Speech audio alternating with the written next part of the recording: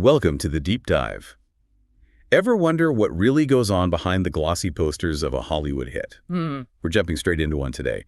A film that, well, totally smashed box office expectations, earned something like $350 million. Yeah, a huge success. And interestingly, a lot of that success, or at least a specific version of the film, has been tied back to Blake Lively. Right. The story goes that Sony, the distributor, actually went with her preferred version, her cut of the movie. Exactly.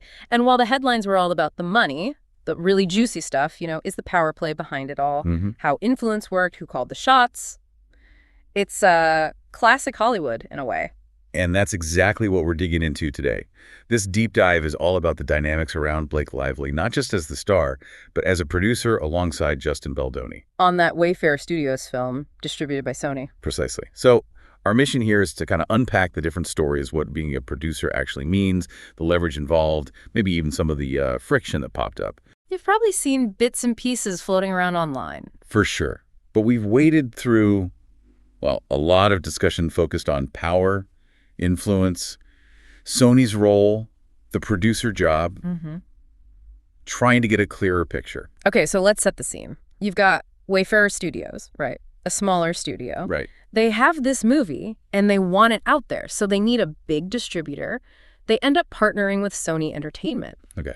Makes sense. Standard procedure. Yeah. But Sony didn't just sign on the dotted line, did they? No, absolutely not. As the major player putting up the distribution muscle, Sony had a pretty big condition. Was. They wanted Blake Lively, not just starring, but as a producer and leading the marketing charge. Wow, okay, so triple threat. Actress, producer, marketer. Exactly. And you have to understand Sony's motivation here. They weren't doing this for fun. They needed, and I quote from one source, vast amounts of profits. Right, the bottom line. And bringing in an A-lister like Blake Lively was, in their eyes, the key to unlocking that. We're talking massive social media reach, what was it? 45 million followers? Yeah, something huge like that. That's basically free marketing power right there. Plus, her track record. Films making tens of millions. That star power is bankable. And it sounds like Lively chose Wayfarer, this maybe less established studio, because Sony was involved. That's the narrative, yeah. Sony's backing and the chance to really step into those producer and marketing roles, giving her more control, more agency. Which brings us neatly to the producer role itself. What does that actually entail in Hollywood, and why is this PGA thing so important? Good question. Because it's definitely more than just a fancy title, right? That's what I gather, yeah. Not just a vanity credit. Not at all. Think of a real producer as being in the trenches from day one. They're involved in, everything. Developing the script, figuring out casting, choosing the director, finding locations, the whole look and feel, big creative input. Okay, so hands-on. Very hands-on. But also the business side, securing the money, managing the budget, keeping the whole complex machine running on schedule. It's a massive job. And that's where the PGA credit comes in. The PGA initials after their name. Exactly. The Producers Guild of America, the PGA, their mark, that little PGA, it certifies that the person actually did the bulk of that producing work. Oh. It's like a stamp of approval. This person was a genuine, functioning producer on this film, not just someone who got the title for, other reasons. It validates them as the real deal. Pretty much. It signifies serious involvement, real influence. So naturally, if someone like Blake Lively is aiming for that PGA credit, she's going to want to be deeply involved in, well, everything. It makes perfect sense. You'd expect that level of engagement. Which apparently might have led to some mismatched expectations. That seems to be the core of the conflict, based on our sources. There's this suggestion, right, that maybe Justin Baldoni, maybe others at Wayfarer kind of expected her to be more of a, what's the term used, a faux producer. A faux producer. Right. Like seen and not heard.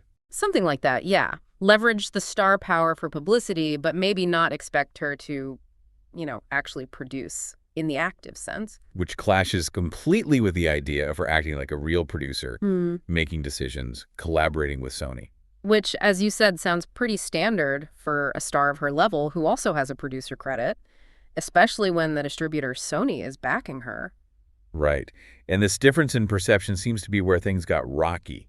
There was even that comment in the material we looked at. Oh, yeah, the one suggesting Baldoni and maybe his team weren't familiar with how things usually work in Hollywood. And that they saw her collaborating with Sony as holding Sony hostage with her star power. And attributing that view to, well, the comment used the word misogyny. Which is a strong claim, But it highlights that potential clash in understanding roles and power. Definitely. And speaking of power, let's really hammer down on Sony's role here, because ultimately, who's in charge? Yeah, the studio, right.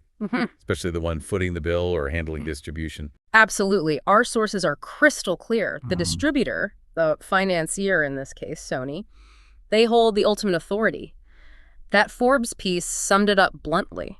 What did it say? Sony has all the power. They make all the decisions. Simple as that. Wow, okay. So they can reject scripts, demand changes? Oh, yeah. Rewrites, casting approval. They can even step in and, halt production or replace a director if things are going sideways. We hear about those kinds of interventions sometimes. The sources mentioned a couple of examples, didn't they? Like Van Forstic, Solo. Yeah, examples where studio meddling maybe didn't yield the best results, critically or commercially. But then you have the flip side, like Bohemian Rhapsody, where changing the director actually worked out well for the studio. Right. It just underscores that the studio protects its investment and this idea of final cut for the director. That's rare. Really? I thought directors usually got final say. Almost never, unless they have an incredible, long-standing track record. Usually that power stays firmly with the people writing the checks, Sony, in this instance. So it really comes down to track record, experience, leverage. Exactly. The sources use that analogy, a new accountant versus a senior partner. Right, yeah. The junior person can't just walk in and demand things change. But the experienced one, with a history of success, they can negotiate for more money, more autonomy. And that maps directly onto Hollywood. Blake Lively isn't a newcomer. She's an A-lister. Meaning her name alone helps get movies made and seen. With, 20 years in the business, she's earned the position to negotiate for not just more money, but more actual power on set. More say-so. Totally. It's about proven value. Remember that Good Will Hunting story? Vaguely. Ben Affleck and Matt Damon. Yeah.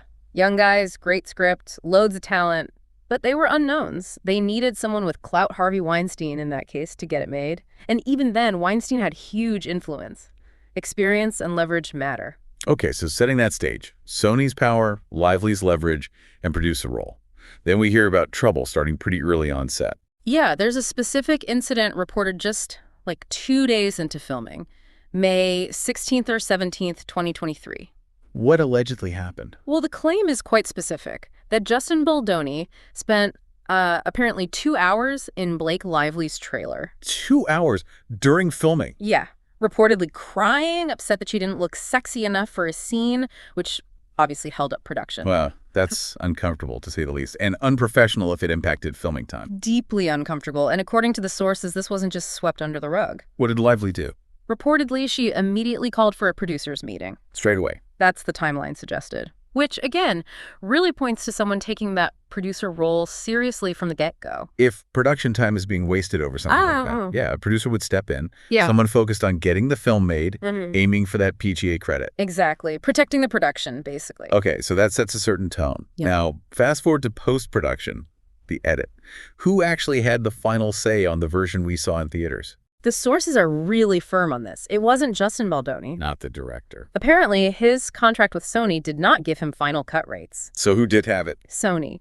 As the distributor and financier, they held the right to choose the edit, and the sources state very clearly they chose Blake's. Sony picked Blake Lively's preferred version of the film. That's the reported outcome. Which makes sense, given they likely saw her cut as the most commercially viable, aligning with their initial strategy of leveraging her star power and market instincts. And any narrative suggesting otherwise. That maybe Baldoni did have final cut, or that Lively somehow usurped it. The material we reviewed frames those counter-narratives pretty skeptically.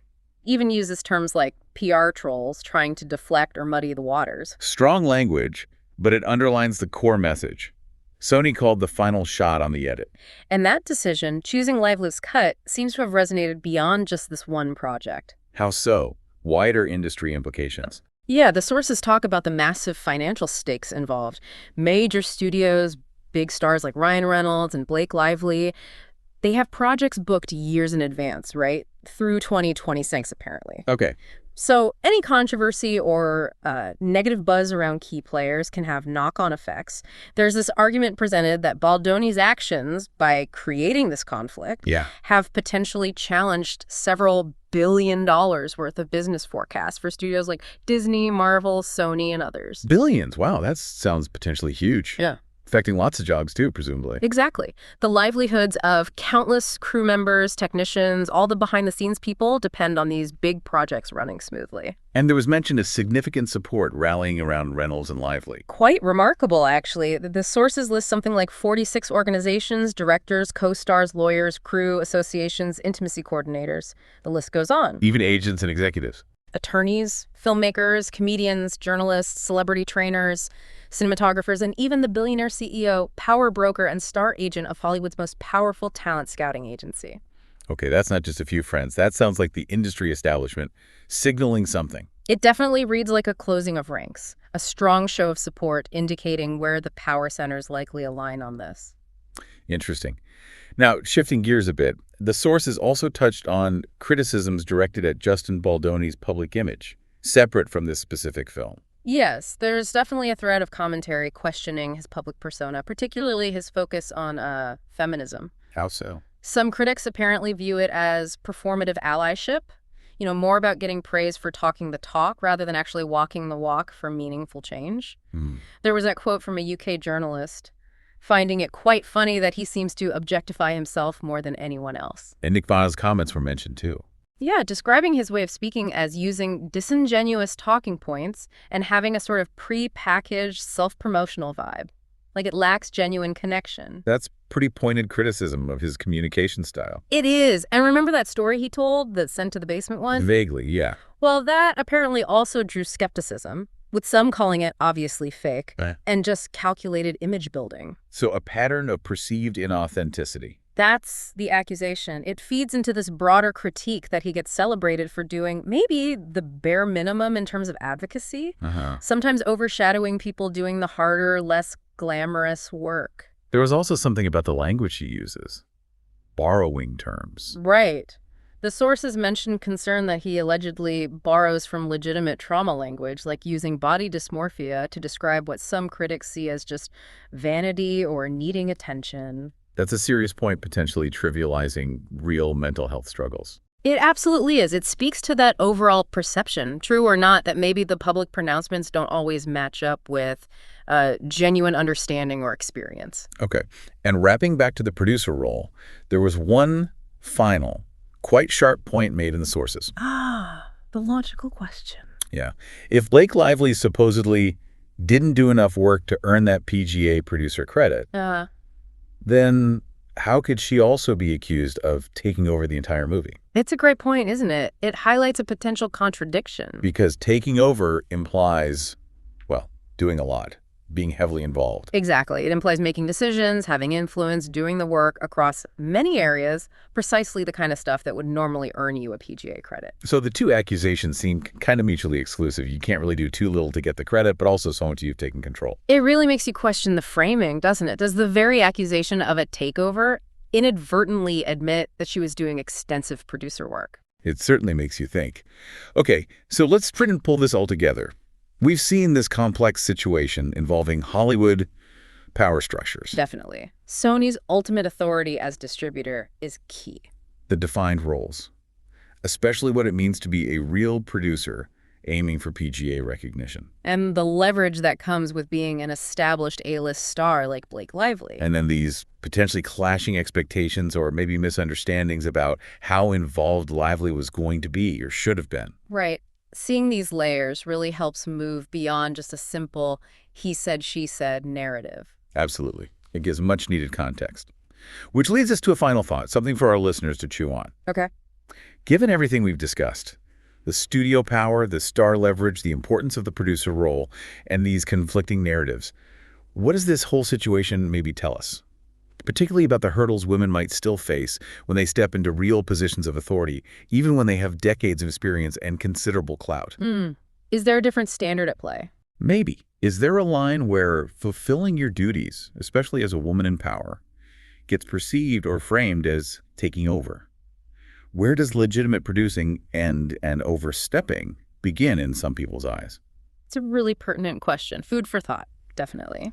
Hopefully this deep dive has given everyone a clearer, maybe more nuanced view of the kind of power struggles and complex dynamics that can happen behind the scenes, even on a film that ends up being a massive success. Yeah, there's always more to the story than just the box office numbers.